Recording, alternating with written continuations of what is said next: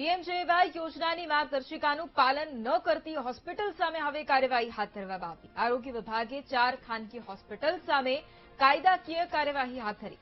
2 ખાનગી હોસ્પિટલને સસ્પેન્ડ કરાઈ તો 2 હોસ્પિટલને નોટિસ ફટકારવામાં આવી છે। ગોધરાની દીપ ચિલ્ડ્રન હોસ્પિટલ, ભરૂચની કાશીમા હોસ્પિટલને સસ્પેન્ડ કરવામાં આવી છે।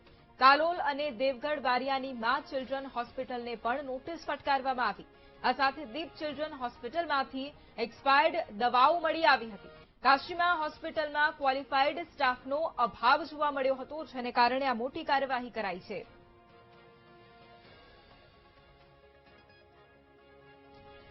તો ભરૂચની જાણીતી કાશીમા ચિલ્ડ્રન હોસ્પિટલનું લાયસન્સ સસ્પેન્ડ કરાયું છે। આરોગ્ય વિભાગે તપાસ કરતા હોસ્પિટલમાં અનેક ક્ષતિઓ સામે આવી હતી। હોસ્પિટલમાં કંટ્રોલ માર્ગદર્શિકાનું પાલન ન થતું હોવાથી આ મોટી કાર્યવાહી કરવામાં આવી। તપાસમાં પીઆઈસીયુ અને એનઆઈસીયુમાં પણ ક્ષતિઓ જણાઈ છે। નર્સિંગ સ્ટાફ પણ ક્વોલિફાઈડ ન હોવાનું તપાસમાં ખુલ્યું છે, જેથી આ મોટી કાર્યવાહી હાથ ધરવામાં આવી।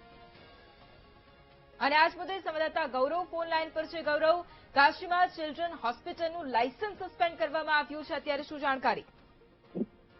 2 દિવસ અગાઉ આરોગ્ય વિભાગ દ્વારા જે એમને માહિતી મળી હતી તે પ્રમાણે એમને તપાસ માટે આવ્યા હતા। તે સમયે જે ડોક્ટર હોય છે તે લોકો પણ 10 વાગ્યાની જગ્યાએ 12 વાગ્યાના સમયે હાજર થયા હતા।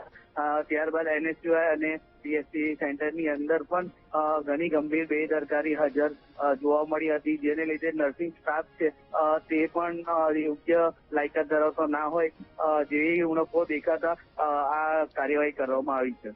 બિલકુલ, આભાર ગૌરવ તમામ જાણકારી માટે।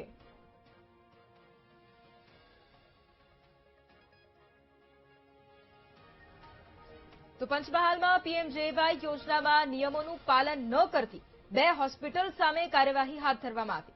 જિલ્લાની 1 હોસ્પિટલને પીએમજેએવાય યોજનામાંથી સસ્પેન્ડ કરાઈ, જ્યારે અન્ય 1 હોસ્પિટલને નોટિસ ફટકારવામાં આવી છે। સરકારી યોજનામાં ગેરરીતિ આચરતી હોસ્પિટલો સામે આ કડક કાર્યવાહી કરવામાં આવી રહી છે।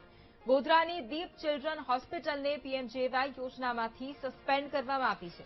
કાલોલમાં મા ચિલ્ડ્રન હોસ્પિટલને નોટિસ ફટકારવામાં આવી છે। દીપ ચિલ્ડ્રન હોસ્પિટલમાં પીઆઈસીયુ અને એનઆઈસીયુ માટે જરૂરી માપદંડો નહોતા, જેના કારણે આ કાર્યવાહી કરવામાં આવી। તપાસ કરતા હોસ્પિટલમાંથી એક્સપાયર્ડ દવાઓ પણ મળી આવી છે। હોસ્પિટલમાં એમબીબીએસ ડોક્ટર પણ હાજર ન હોવાનો ખુલાસો થયો।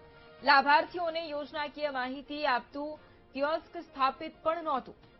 ઇન્ફેક્શન કંટ્રોલ માર્ગદર્શિકાનું પાલન ન થતું હોવાનું પણ તપાસમાં સામે આવ્યું છે। મા ચિલ્ડ્રન અને જનરલ હોસ્પિટલને કારણદર્શક નોટિસ ફટકારવામાં આવી છે। મા ચિલ્ડ્રન હોસ્પિટલમાં દર્દીઓને લગતી જરૂરી સુવિધાઓનો અભાવ પણ જોવા મળ્યો, જેના કારણે આ મોટી કાર્યવાહી કરવામાં આવી।